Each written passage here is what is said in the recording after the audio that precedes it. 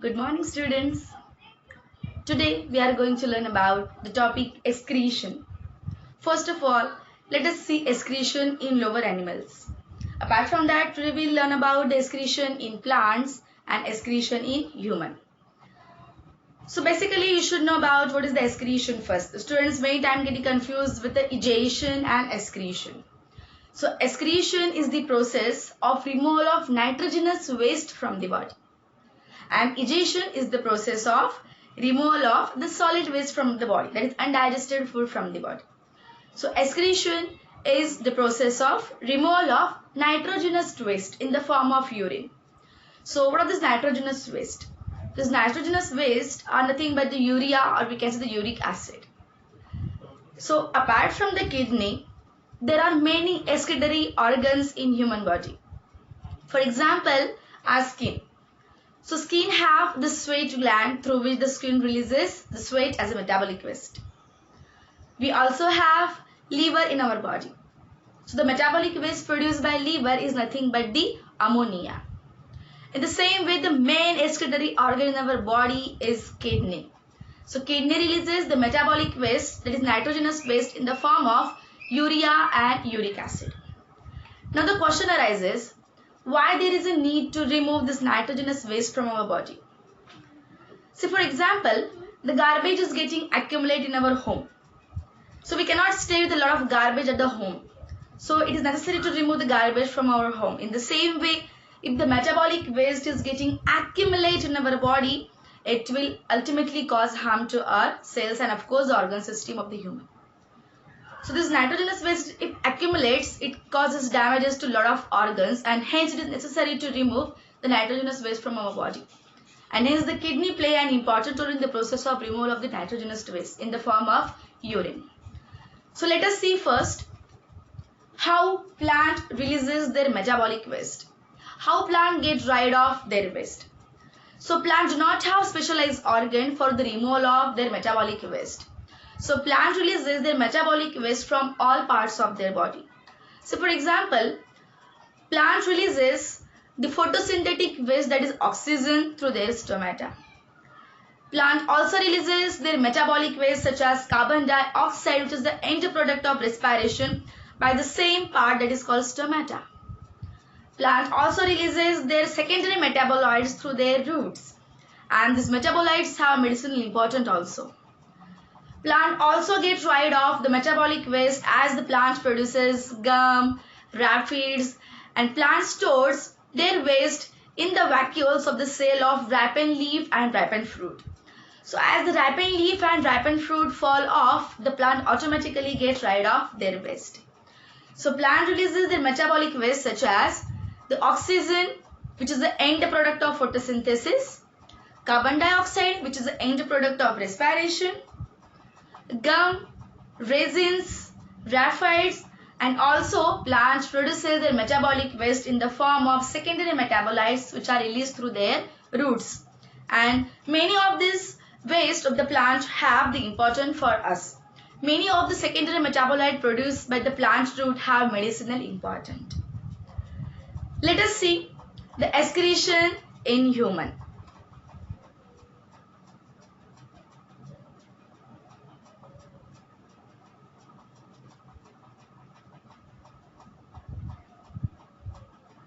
So children, look at the diagram carefully of the excretory system in human.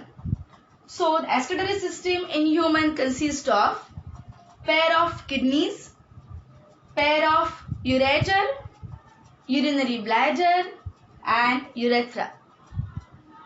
If you look at the diagram carefully, you will come to know that the right kidney is located slightly below the left kidney. If you look at the diagram carefully, you will come to know. Now why this is so? Why right kidney is located slightly below the left kidney? It is because of the presence of liver on the right side. So left kidney is slightly above the right kidney. Now here, the arteries and veins are also play an important role. As here it is mentioned, the vena cava with a blue color. It doesn't mean the blood is of blue color. What does it mean? Of course, it carries the deoxygenated blood. That's why it is represented by the blue color. And the aorta, which is the red color of the artery, is shown here. It indicates that the arteries carries oxygenated blood. So here we are not going to discuss about, of course, this topic, that oxygenated, deoxygenated blood.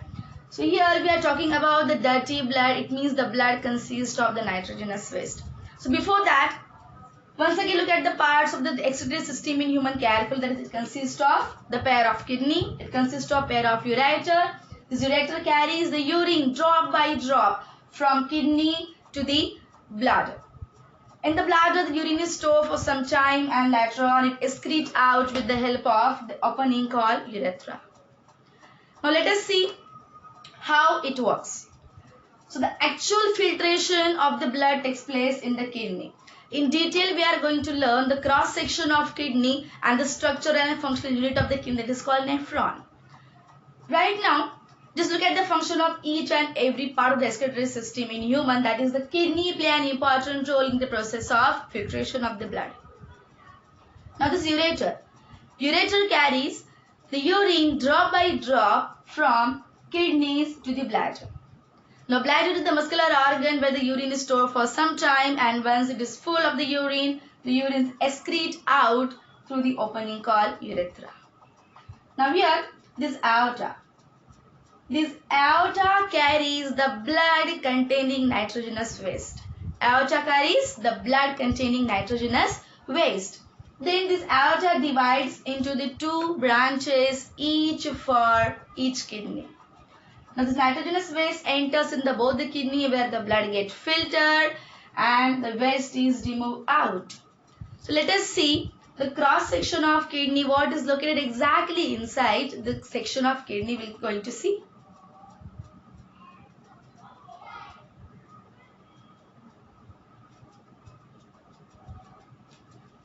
So if you look at the cross section of kidney, you will come to know that basically the kidney have two parts. The outer part, that is called cortex. Outer part is called cortex, and the inner part, which is represented by lines, is called the medulla. Now, if we look at the cross section of kidney, you will observe that the outer part appears slightly creamish whitish because there is no presence of the blood vessels. But the medulla appears red due to presence of the blood vessels in these arteries and veins. If you look at the cross section of kidney carefully, you will come to know that the kidney is made up of the millions of neurons. And what are neurons? Neurons are the structural and functional unit of kidney. So each kidney consists of millions of nephrons which play an important role in the process of filtration of the blood and ultimately in the process of removal of metabolic waste from the blood. So here is the diagram of nephron is shown that we are going to learn in detail. So basically you should know about the cross section of kidney. So this is the outer part called cortex, inner part called medulla where the nephrons are located. And here you can see the renal artery, which we have represented in the previous diagram as the aorta, which carries nitrogenous waste, which further divides into the many branches. This is called arterioles. Each arterioles is connected to each nephron of the kidney in order to pass the blood containing nitrogenous waste. And now this vein is shown, renal vein related to the kidney. Renal words related to the kidney. It means the arteries and veins that are connected to the kidneys are of course called renal arteries and renal veins. Now, as the renal artery carries the blood which contains nitrogenous waste, is then further filtered out in the each and every nephron of the kidney, and later on the filtered blood is now then passed through the renal vein and supplied to other parts of the body. So what exactly happens in the structure of nephron, that we'll see in detail right now. So I hope you all are clear about what is the structure of the kidney. What consists of the kidney? So basically kidney consists of the millions of nephron where the filtration of blood takes place. Let us see structure and function of nephron in detail right now.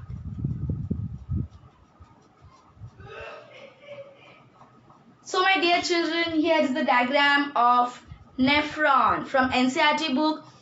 The same diagram is given in the NCERT book, which is actually quite complex to draw and to study. But the same diagram you have to draw in your examination, then only you will get 5 out of 5 marks. Otherwise, if you draw the simplest diagram, for example, this diagram, if you will draw the simplest diagram, then you will at least get 3 or 3.5 or 4 marks. But if you draw the same diagram as per the NCERT, you will definitely score 5 out of 5 by this diagram. So let us see what the structure consists of. So this is the structure of nephron. And what is nephron? Nephron is the structural and functional unit of kidney. And each kidney consists of millions of nephron. So this is a swim diagram of the nephron. So we'll see here in the structure of nephron, you will observe one cup-shaped organ. This cup-shaped organ is called as Bowman's capsule. This cup-shaped organ is called Bowman's capsule. In this Bowman capsule, the network of blood vessel is present, and this network of blood vessel is called the glomerulus. It is called this network of blood vessels, it's called glomerulus. Actually, these blood vessels are very thin, so we can say that these are the capillaries. So as the artery divides, it forms the thinnest arterioles called capillaries. So in the Bowman's capsule, in this cup-shaped part, there is a presence of the network of blood capillaries called glomerulus. Now, how does glomerulus form? Here you can see the two branches of artery. As the aorta transports the blood containing nitrogenous waste, this aorta divides into many arterioles, each for each nephron. Now, as this arterioles carries the blood containing nitrogenous waste, this blood gets filtered over here in the Bowman's capsule. And the filtered blood then pass through the next branch of the artery, which is also called as the renal artery. But there are specific names are also given to this artery, that the artery which carries the blood containing nitrogenous waste is called afferent arterioles. And after the filtration, whatever the blood is carried by the artery is called efferent arterioles. Now this efferent arterioles later on divides into the capillaries, and these capillaries form the network around the tubular part of the nephron. So in detail that we are going to learn that what actually the role is played by this tubular part of the nephron. But before that, you should know about the all parts of nephron first of all. So this is the Bowman capsule, which is a cup-shaped part. This is the network of blood capillaries called glomerulus. This is nothing but the afferent arterioles. This is efferent arterioles. Now, this convoluted part where the tubule is coiled and super coiled arranged. So these parts are called tubular part of nephron. The specific name is also given to this. The convoluted part of the tubule which is connected to the Bowman's capsule is called PCT. Capital P, capital C, capital T. It means the proximal convoluted tubule. While the convoluted part of the tubule which is connected to the collecting duct, so this part of the tubule is called DCT, distal convoluted tubule. And this tubular part, this U-shaped part of the nephron is called loop of Henle. It is called loop of Henle. Now this is all over about the structure of nephron. So let us recall it once again. So this is the Bowman's capsule. Inside, network of blood is present called glomerulus. This is afferent arteriole. This is efferent arteriole. This convoluted part that is called PCT, proximal convoluted tubule, which is continue to form U-shaped tubular part of the nephron, is called loop of Henle. And this is DCT, distal convoluted tubule, and this is the collecting duct of the nephron.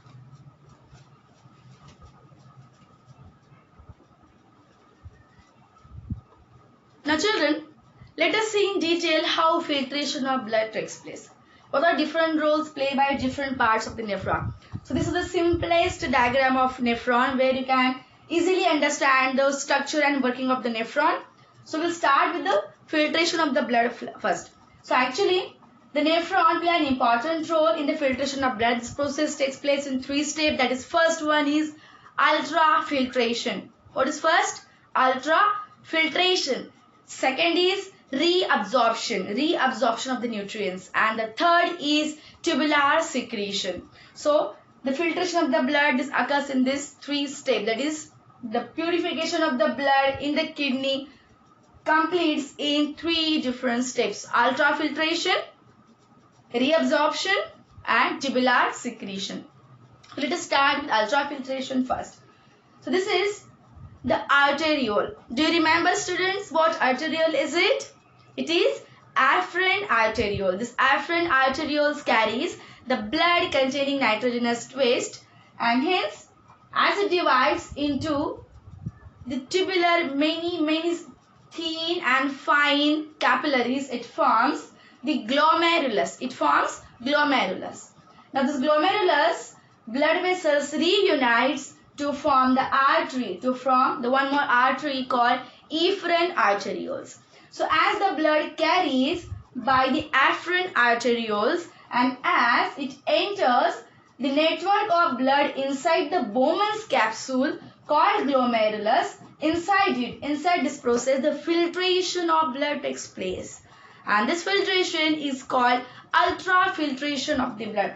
You can look at the arrow over here. The arrows are shown in this direction. Means the filtrate it getting accumulates in the cup-shaped organ called Bowman's capsule. Now, what substances get filtered out in the Bowman's capsule? So basically, you should know that the capillaries have tiny holes in it through which only the plasma can seep out. But blood vessels, the blood cells are unable to pass through these pores. These pores are ultramicroscopic, which are unable to filter the blood cells. So blood cells are passed into the efferent arterioles while the plasma from the blood gets seep out here. And this plasma contains the nitrogenous waste in the form of urea and uric acid. So this filter enters into the tubular part of nephron.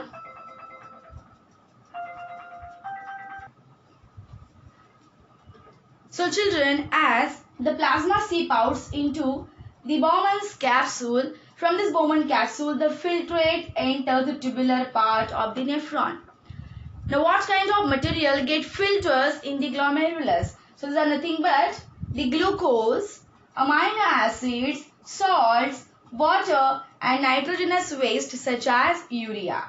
So this material get filtered out in the glomerulus part. Now this filter then transport through the PCT, that is proximal convoluted tubule, and then the filtrate enters the tubular part of nephron, which is called loop of Henle.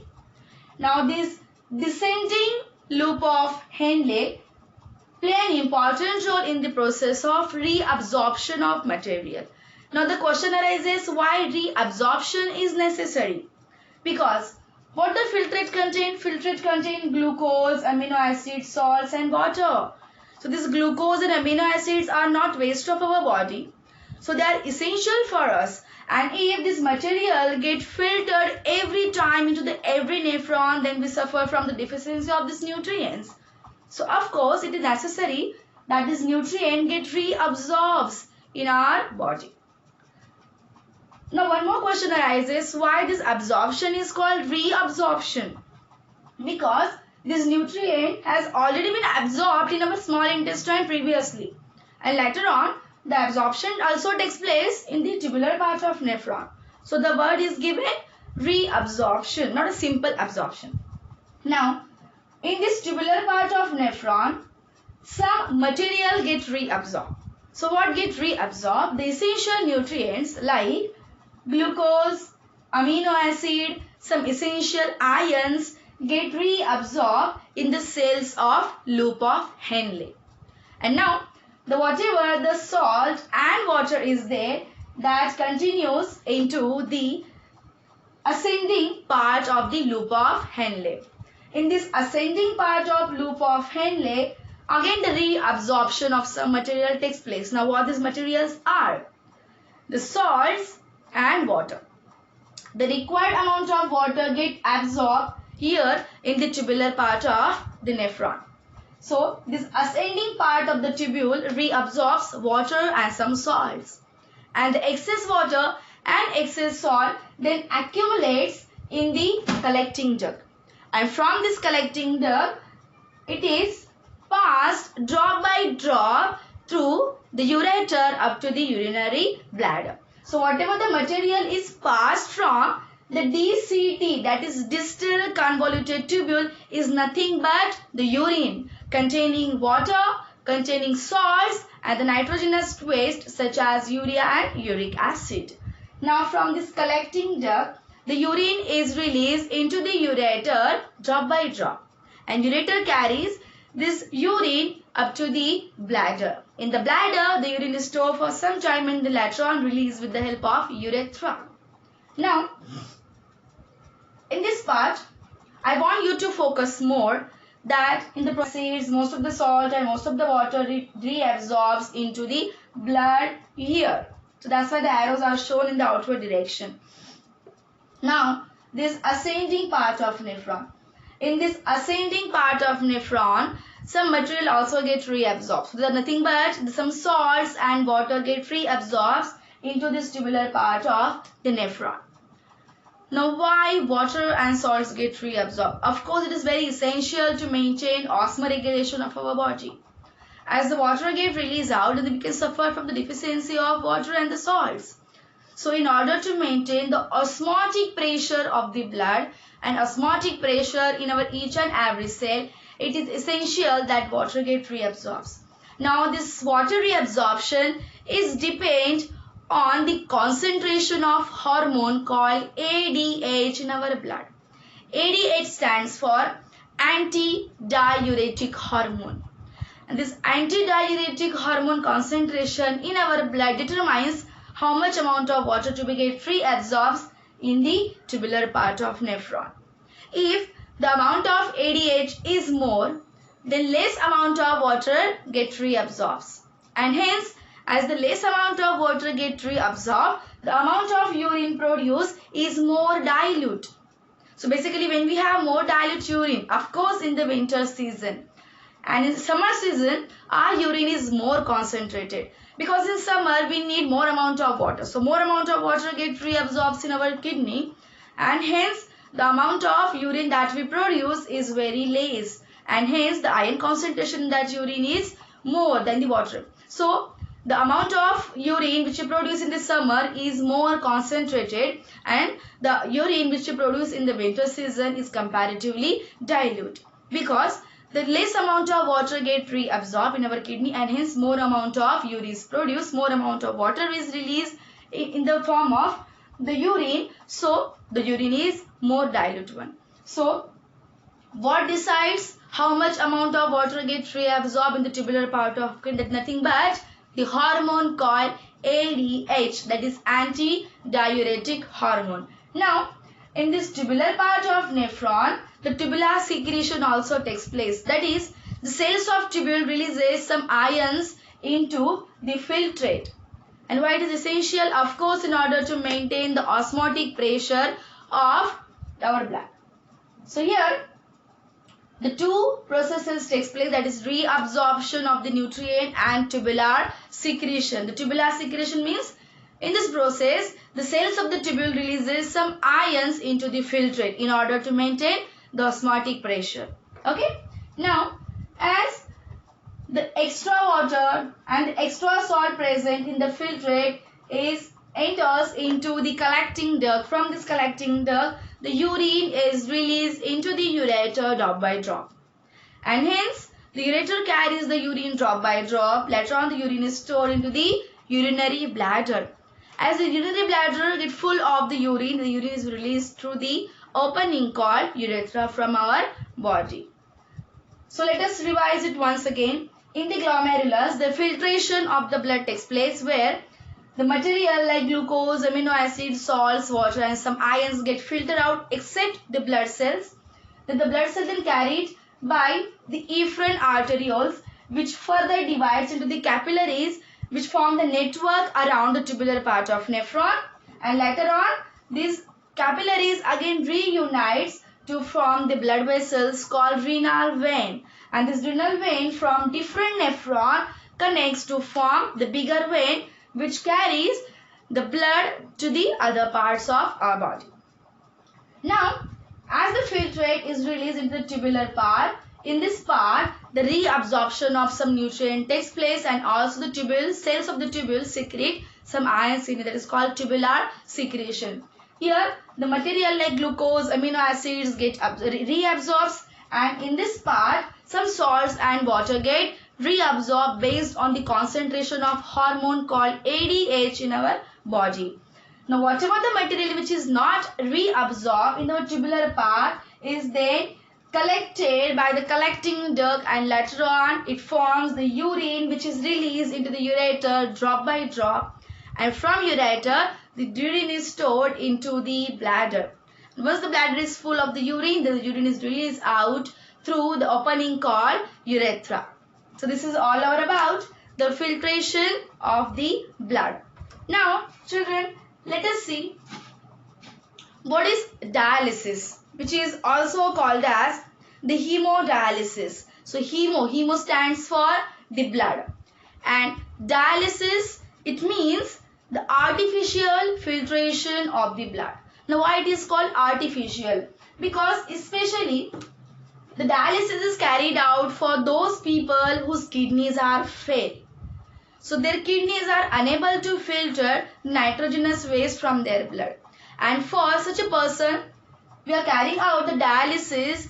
In this process we are taking their blood out of their body, and in the artificially prepared chamber the filtration of blood takes place. So here you can see the patient whose kidneys are failed. From the person the blood is taken out by the tubes, and now this blood is pumped into the artificial kidney, which is actually made up of the tubes of the cellulose, or sometimes the plastic tubes can be used here, who have the pore size similar to that of our blood capillaries. Just now we have learned that in the Bowman's capsule there is a presence of network of blood vessels called glomerulus, where the filtration of blood takes place. Now those persons whose kidneys are failed, for which as we carry out the dialysis the filtration of blood takes place outside the body of the patient in the machine called artificial kidney, which is also called as dialyzer. Now in this dialyzer the filtration of blood takes place by using the dialyzing solution. So let us see first the diagram first, then we will discuss how it works. So here is the patient from which the blood is taken. Now here you can see the multiple tubes which can be made up of the plastic or which can be made up of the cellulose, who have the pore size similar to that of the pore size of our blood capillaries. Now here you can see the fresh dialyzing solution. Now what this dialyzing solution is actually?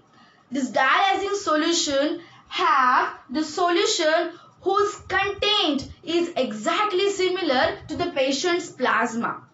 It means as 100 molecules of the glucose are there in the patient blood, so 100 molecules of glucose are there in the dialyzing solution. So what our plasma consists of? Plasma consists of water, plasma consists of some proteins, plasma consists of nitrogenous waste, plasma consists of hormones, plasma consists of sugar, amino acids, many salts and ions. So according to the patient's plasma, the dialyzing solution is prepared. Just what this dialyzing solution doesn't have, that is the nitrogenous waste which the patient's plasma have. So whatever the things are there in the patient plasma, the same things are taken in the dialyzing solution except nitrogenous waste. So as this tube carries the blood from the patient plasma, and these tubes are surrounded by the dialyzing solution, the filtration of the blood takes place. Now how this process occurs? So this process occurs as like a osmosis and diffusion. In the diffusion, the molecules are transferred from higher concentration to the region of the lower concentration till the concentration becomes equal. Now listen carefully. This dialyzing solution have the things which are similar to the patient plasma. It means the same material like water, glucose, ions, amino acid, glucose, everything is there as like a patient plasma. Just what is not there in dialyzing solution? That is nothing but the nitrogenous waste, that is urea and uric acid. Now as the patient blood enters the artificial kidney, which is made up of the tubes, and these tubes are surrounded by the dialyzing solution. Now once the blood enters into this tube, the filtration of nitrogenous waste takes place. From these artificially prepared tubes, as the blood enters in those tubes, the urea is released out into the dialyzing solution. Now here you will ask, ma'am, whether the glucose will also release out, whether the amino acids are also released out from the tubes into the dialyzing solution? No, because everything that we have in the dialyzing solution whose concentration is exactly similar to the patient's plasma. So if the concentration of ions are same in the both sides, so those material will of course not transfer. The dialyzing solution have everything other than nitrogenous waste, and the blood coming from the patient have the nitrogenous waste. So urea and uric acid from this tube enters into the dialyzing solution. How long? Till the concentration becomes equal. Say for example, 100 molecules of urea are there in the patient blood. Now as the blood enters the artificial kidney, the 50 molecules are transports from the patient's blood to the dialyzing solution. Now why not more than 50? Because the diffusion takes place on the basis of concentration gradient. That is, the molecules are transferred from region of high concentration to the region of low concentration till the concentration becomes equal. So once the 50 molecules of the urea transfers into the dialyzing solution, not more than 50 molecules can transfer, because 100 molecules are there in the blood, only 50 molecules can transfer into the dialyzing solution. Now after the dialysis, the blood coming from this tube is 50% free of nitrogenous waste. Is 50% only filtered, we can say. And now this 50% of the filtered blood is then later on is released into the patient's vein. Now from where we take the blood containing nitrogenous waste? From the artery. And from this artificial kidney, the partially, or we can say the 50% of the purified blood is then released into the patient's vein. Now next time I have to change this dialyzing solution, of course, because this dialyzing solution which is used when have the nitrogenous waste in it. Now we have to take out this used dialyzing solution, and then we have to use the freshly prepared dialyzing solution next time. So I hope children, now what is the dialysis? So this concept is clear for you. If you have any doubt, you can ask me now.